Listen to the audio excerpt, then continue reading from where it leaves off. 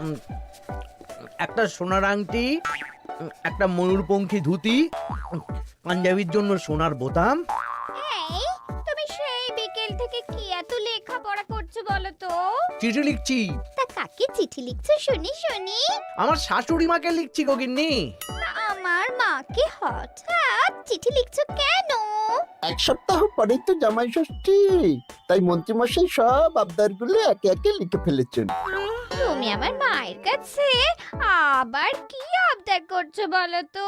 বেশি কিছু না, ওই আমাকে চিঠি পাঠিয়ে নিমন্ত্রণ করতে হবে, তারপর সাদা ঘোড়ায় করে নিয়ে যেতে হবে আমাকে, 3 দিন আদর যত্ন করে খাওয়াতে হবে, সোনার আংটি, ময়ূরপঙ্খী ধুতি, সোনার বোতাম, গলার হার, এই সব উপহার দিতে হবে। তুমি কি পাগল হয়ে গেছো? আমার মায়ের কাছে এত কিছু হ্যাংলার মতন চাইছো কেন? দেখো গিন্নি, আমি তো কৃষ্ণনগরের মন্ত্রী, আমার তো একটা আভিজাত্য আছে। আমাকে এরকম রাজকীয় ভাবে নিমন্ত্রণ না করলে আমি এবারে মানবো না। আমার মা এসব পারবেন না। আমি ওই শুধু আম লিচু কাঁঠাল খেয়ে জামাই ষষ্ঠী কাটাতে পারবো না। তাহলে তোমাকে যেতে হবে না, আমি একাই চলে যাব। কি জামাই ছাড়া জামাই ষষ্ঠী? হ্যাঁ হ্যাঁ, আমি আগামীকাল সকালেই চলে যাব। এই পোড়া কপালের সংসারে যত কম থাকা যায় ততই ভালো।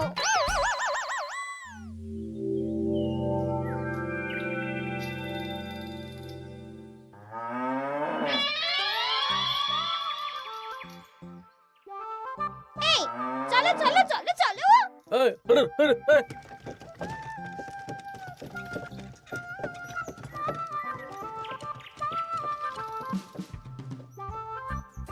এটা আমার সাথে কি হলো রে বটা ঘটা?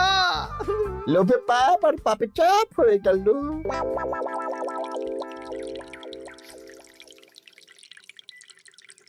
বাহ বাহ, আজ সবাইকেই বেশ খুশি খুশি দেখাচ্ছে। সামনেই তো সবাই শ্বশুর বাড়ি খেতে যাবে, তাই মুখে এত হাসি খুশি ভাব মহারাজ। হ্যাঁ, পরের সপ্তাহেই তো জামাই ষষ্ঠী। তা মন্ত্রী, তোমার কি খবর? আমারও ভালোই খবর। তুমি এত চুপচাপ কেন?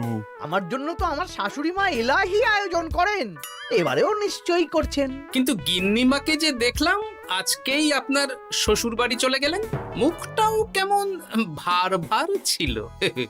আপনার সাথে ঝগড়া হয়েছে নাকি? এই না না, ঝগড়া কেন করতে যাব? আমি তো গিন্নির সাথে মিষ্টি সুরে কথা বলি। তা গোপাল, তোমার কি খবর? আমার আর কি মহারাজ, এখন তো আর আমি জামাই ষষ্ঠী যাই না, আমাদের নিজেদের মেয়ে জামাই আছে, তাদের নিয়েই ব্যস্ত থাকি। ও, তাই এবারে তারা আসছে তো? হ্যাঁ, আমার গিন্নি তো তাদের জন্য অনেক ভাবনা চিন্তা করে রেখেছে। ওই আম কাঁঠাল লিচু তো আছেই, তার সাথে ওই ইলিশ মাছ, কাতলা মাছ, 5 রকমের সবজি, 2 রকমের ডাল, আরো কত কি। বাবা বাবা, বেশ বেশ, তাহলে তোমাদের সবার জামাই ষষ্ঠীতে ছুটি থাকবে। সব কেনাকাটা করতে হবে তো।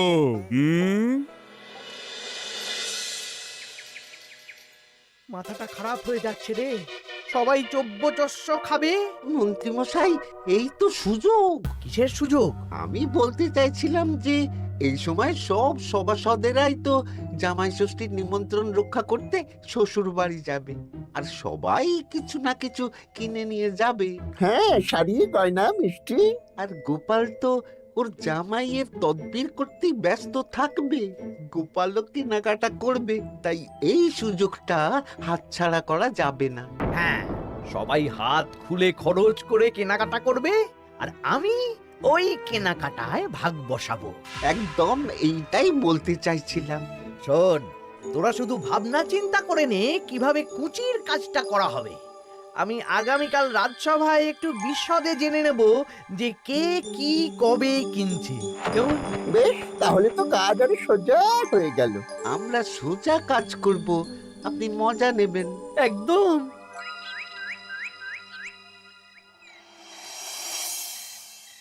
এই কি বলছি শোনো না। মুখ চলছে, কান খোলা, বলে ফেলো।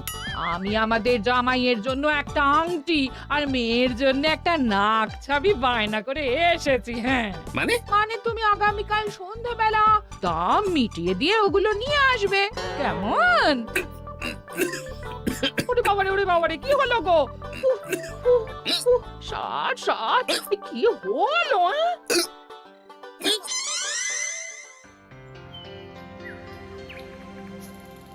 তোমার মুখ ওরকম বাংলার পাঁচের মতো হয়ে আছে কেন? আর বলবেন না মহারাজ, গিন্নি আমাদের মেয়ে জামাইয়ের জন্য একটা আংটি আর একটা নাক ছাবি বায়না করে এসেছে। আজ সন্ধেবেলা আবার সেগুলো নিয়ে আসতে হবে। গোপাল তাই খরচের ভয়ে পাগল হয়ে যাচ্ছে। তা বাকিদের কেনাকাটা কত দূর? আমি ভাবছি ওই আগামীকাল দুপুরেই সব কেনাকাটা করে নেব। শ্বশুর মশাইয়ের জন্য ধুতি, শাশুড়ি মায়ের জন্য ভালো শাড়ি, হ্যাঁ, আর তারপর ওই ফল মিষ্টি আরো অনেক কিছু, হ্যাঁ, সব কিনতে হবে। আমি তো ভাবছি আজকেই কিনে রাখবো, সন্ধেবেলা একটু যাওয়ার আছে। আমি তো বিয়ে করিনি, তাই আমার জামাই ষষ্ঠী নেই। আমি তাই হাত গুটিয়ে বসে থাকবো। আর বাকিদের? আমার মহারাজ, বুঝে গেছি, তোমরা এখন থেকেই ব্যস্ত হয়ে পড়েছো।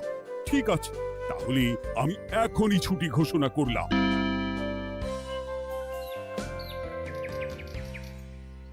আরে আমার আজকের ভাগ্যটা এতটাই চওড়া যে রাজসভায় শুরুতেই ওই আলোচনা শুরু হয়ে গেল।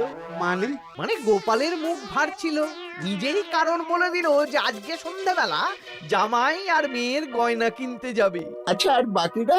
বাকিদের ব্যাপারও জেনে নিয়েছি। আমি একটা তালিকা বানিয়ে রেখেছি। কিসের তালিকা? এই যে কে কখন কি উপহার কিনতে যাবে। আরে বাস, তোরা দিনে রাতে চুরি কর, বুঝলি, সারা রাজ্যে চুরি কর। রাঘব বোয়ালের খবর তো আমি দিয়েই দিলাম। এর সাথে সাধারণ প্রজাদের ঘরেও চুরি করব? একদম। মন্ত্রীমশাই, এবারে হিসেবটা 50-50 হবে তো? মানে ওই আমরা যা চুরি করে আনবো তার অর্ধেক আপনার আর অর্ধেক আমাদের। কারণ এবারে তো আর গিন্নিমা নেই, তাই আপনার খরচ নেই। এই তোরা কার সাথে কার তুলনা করছিস? আমি এই রাজ্যের মন্ত্রী, তোদের কাজ দিচ্ছি, এটাই তোদের অনেক ভাগ্যের ব্যাপার। হ্যাঁ না? হ্যাঁ, যা পাওয়া যাবে তার 80 ভাগ আমার আর 20 ভাগ তোদের। তোরা দুজনে ওই 10-10 করে নিস, যদি না পোষায় বলে দিস।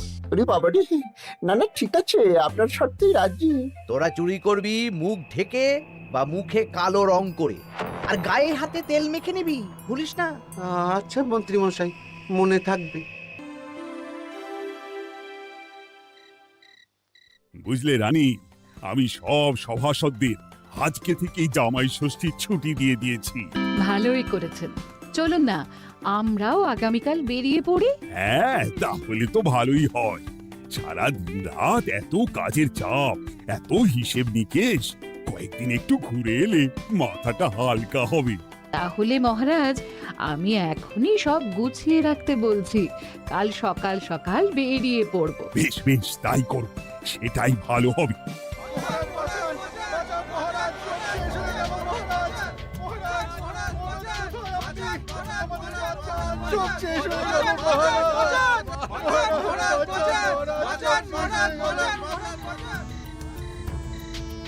আমি তো আমার শ্বশুরের জন্য একটা পাঞ্জাবি কিনে এনেছিলাম, জানলা দিয়ে চোর শিখ বাড়িয়ে ওই নতুন পাঞ্জাবি চুরি করে নিয়ে পালিয়েছে।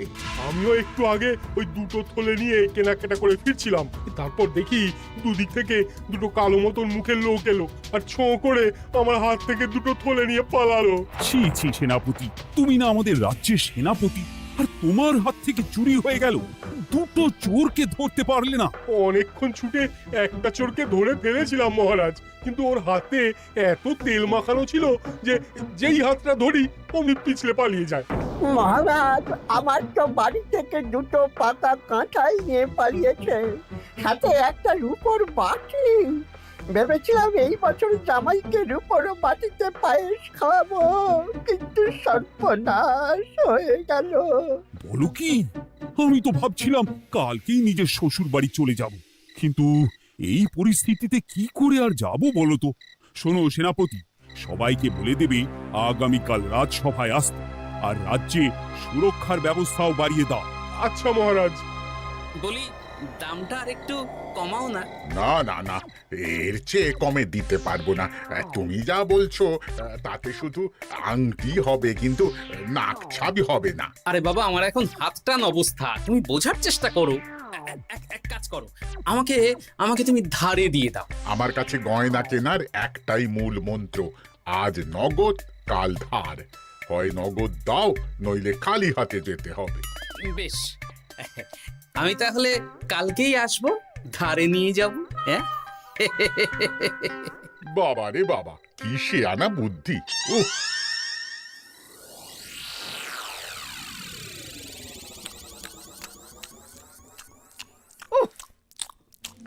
একেই বলে চুরি বিদ্যা বড় বিদ্যা, যদি না পড়ো ধরা। ধরা পড়লেই পড়তে হবে হাতে হাত করা। আজকে সন্ধ্যাবেলা তো গোপালের গয়না কিনতে যাওয়ার কথা ছিল, সেটার কি হলো? ধুর, ও যা কিপটে, ও বলছে ধারে গয়না দিন। আমি তো সাকরার দোকানের বাইরে ঠায় দাঁড়িয়েছিলাম, গোপাল খালি হাতে বাড়ি গেল আর আমিও খালি হাতে চলে এলাম। গোপালের এই চওড়া কপাল। কিন্তু সুযোগ একবার পেলে আমরা হাতছাড়া করব না। হ্যাঁ, তোমাকে যে এত করে বললাম সন্ধেবেলা জামাইয়ের আংটি আর মেয়ের নাক চাবিটা নিয়ে এসো, তা কথা কানে যায়নি নাকি? ও শেখ রাজা দাম চাইলো, তা শুনেই আমার মাথা খারাপ হয়ে গেল। মানেটা কি? শেখরা বলেছে আজ নগদ কাল ধার, তাই আমি কালকে ধারে নিয়ে আসবো। ওহ, তোমাকে নিয়ে আর পারি না। হ্যাঁ, মেলা কথা না বলে খেতে দাও দেখি। দিচ্ছি। তা বলি রাজ্যের খবর কিছু শুনেছো? হ্যাঁ, কি খবর? এই যে আজকে সন্ধেবেলায় অনেক জায়গায় চুরি হয়েছে। হ্যাঁ, বলো কি? হ্যাঁ গো হ্যাঁ, আগামীকাল তোমাদের রাজসভার ছুটি বাতিল। রাজবাড়ি থেকে লোক এসেছিল, জানিয়ে গেছে। ব্যাপারটা কি? বলছি হাত পা ধুয়ে নাও, খেতে বসো। বলছি দাঁড়াও।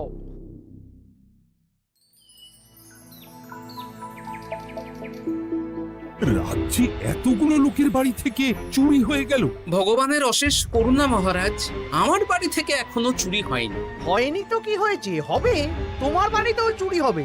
বাবা, মন্ত্রীমশাই, আপনি কি আগে থেকেই জানেন নাকি যে আমার বাড়িতেও চুরি হবে? তা চোর কি আপনার মাস্তুতো ভাই নাকি? কি মন্ত্রী, তুমি কি চোরকে চেনো? সত্যি মন্ত্রীমশাই, আপনি চেনেন? চেনেন? না মানে এই চিনি না আসলে, ইয়ে করলাম, মানে আন্দাজ করলাম।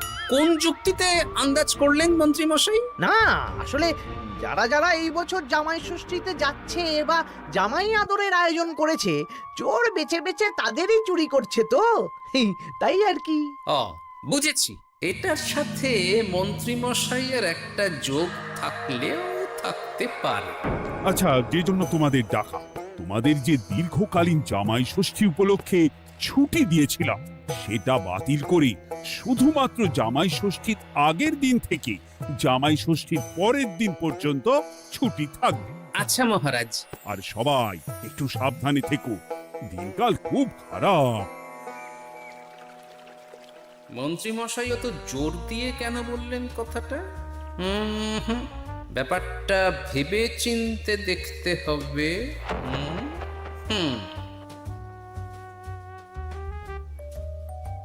এই তো পুটি, এই পুটি, শোন। বলো। বলছি, তুই বাড়ি যাচ্ছিস তো? হ্যাঁ গো দাদু। শোন না, তোর বাবাকে একবার দুপুরবেলা আমার সাথে দেখা করতে বলিস তো।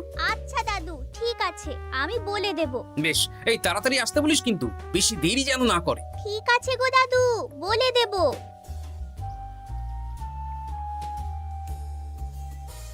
এবারে বিজ্ঞানীর বাড়ি একবার যেতে হবে। এটাই কাজ হবে তো বিজ্ঞানী? আলবাত হবে।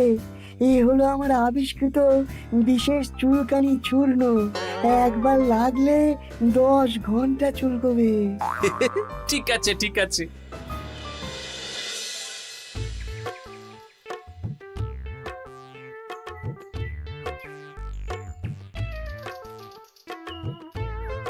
ও গোপাল দাদা, তুমি আমাকে ডেকেছো? হ্যাঁ, শোনো পুটির বাবা, তোমাকে একটা কাজ করতে হবে। বলো কি কাজ? তুমি আজ বিকেলে আমাকে একটা বড় ঝুড়িতে সবজি দেবে। শুধু সবজি না, সবজির সাথে ওই ফল মূল মাছ সবকিছু টাটকা না হলেও চলবে। সেটা আবার কেন? সে পরে বলবো। আচ্ছা আচ্ছা গোপাল দাদা।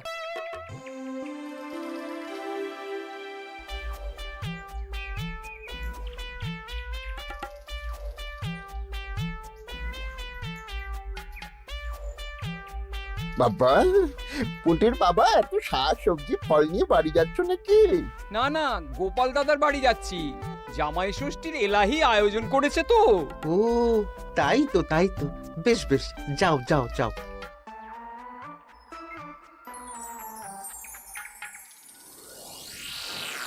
বলিস কি রে? হ্যাঁ, নিজের চোখে আমরা দেখে এলাম। যে পরিমাণ শাক সবজি ফল আছে সেই সব দিয়ে আপনার ওই 1 সপ্তাহ চলে যাবে। তাহলে এই সুযোগ হাতছাড়া করা যাবে না। আজকে ওঁত পেতে থাকবি, কোন রকম সুযোগ পেলেই নিয়ে আসবি। আচ্ছা মন্ত্রী মশাই। এই এসব তুমি কি মেশাচ্ছ ঝুড়িতে? হ্যাঁ, চুপ, এটা চোরের দাওয়াই। এখন এই ঝুড়ি এখানেই থাকবে। যদি মন্ত্রীর কথা মতন চোর বাবাজি নিলেই ফাঁসবে। যাও যাও, আমার জন্য একটু মুড়ি বাদাম নিয়ে এসো, যাও।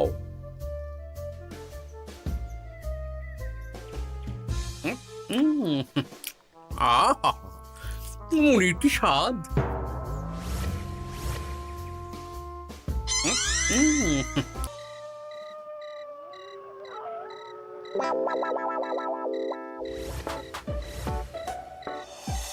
এই কটা সবজি ফলগুলো আমাদের জন্য অপেক্ষা করছে, দেখ দেখ।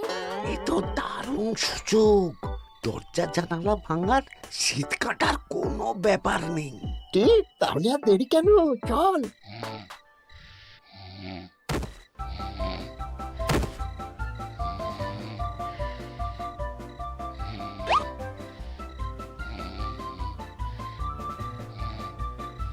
পরিবার কি চুল করছে রে? ওরে বাবারে, আমারও হাত চুল করছে। পরিবার চুল করছে তো। ওরে বাবারে। এই কে রে? এই সেরেছে, গোপাল চলে এসেছে। আর পালানোর পথ নেই। এবার আমরা কোথায় যাব? কোথাও যেতে পারবি না। সারা রাত এই উঠোনেই গোল গোল করে ঘুরতে থাক।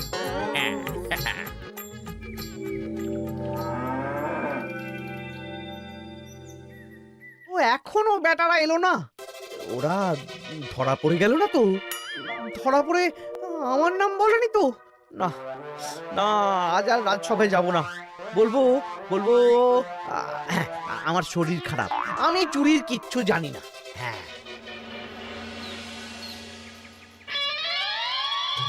শুধু মন্ত্রী আসেন। মন্ত্রী মশাই ভয়ে আসেননি মহারাজ। মানে? মানে মন্ত্রী মশাইয়ের 2 বিষাক্ত হাত ধরা পড়ে গেছে। এরা দুজনে মন্ত্রী মশাইয়ের নির্দেশে সবার বাড়ি বাড়ি চুরি করেছে, ছিনতাই করেছে। তাহলে আর দেরি কেন, চলুন মন্ত্রীকে ধরে আনি। এ না হয় ধরবেন, কিন্তু উনি যদি অস্বীকার করেন, কারণ চুরির সময় উনি তো উপস্থিত ছিলেন না, যদি বটা ঘটার কথা অস্বীকার করেন। সে ভাবনাও আমার ভাবা আছে। শোন বটা ঘটা,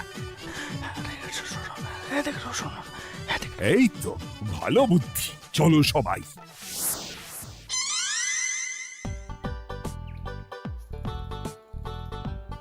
ও মন্ত্রী মশাই। আরে বটার গলা না? দাঁড়া, দরজা খুলছি। না না, খবরদার না, এখন দরজা খুলবেন না। আরে কেন? দরজা খুললে কি হবে? বলছি তো খুলবেন না, আমরা এখান থেকেই কথা বলবো। তোদের চিন্তায় আমি পাগল হয়ে যাচ্ছিলাম। তোদের যে গতকাল সন্ধ্যাবেলা গোপালের বাড়িতে চুরি করতে পাঠালাম, সেটার কি হলো? সেটা আমি পরে বলবো। আগে বলুন, আপনি আজ রাজসভায় যাননি কেন? আরে ভয়ে ভয়ে, আমি ভাবলাম তোরা ধরা পড়ে গেছিস। এবার আপনি দরজা খুললেই দেখতে পাবেন আমরা কি এনেছি।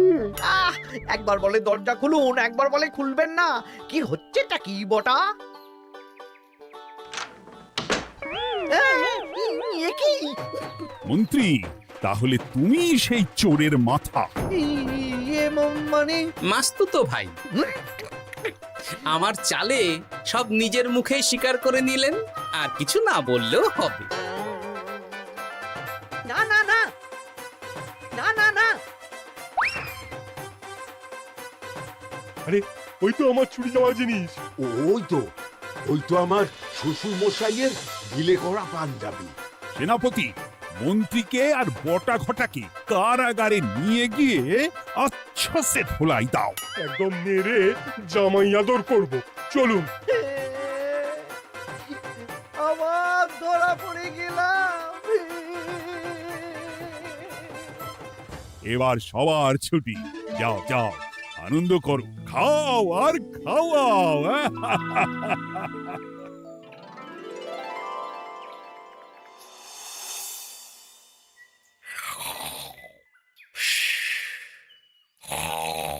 কি গো, বলি বেলা তো অনেক হলো, উঠবে তো নাকি? কাল সারা রাত যা ধকল গেছে, তাই একটু বেশি ঘুমিয়ে পড়েছিলাম। বলি ধকল আবার কি? দিব্যি তো ঘুমাচ্ছিলে। সেটা তুমি বুঝলে তো হয়েই যেত গিন্নি।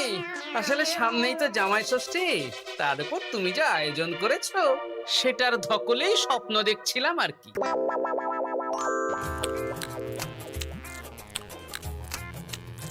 জমানে তুই দমদমাট খাবার, দারুণ হয়েছে রান্না। জমজমাট জামাই ষষ্ঠী, শুরু হবে আমার কান্না।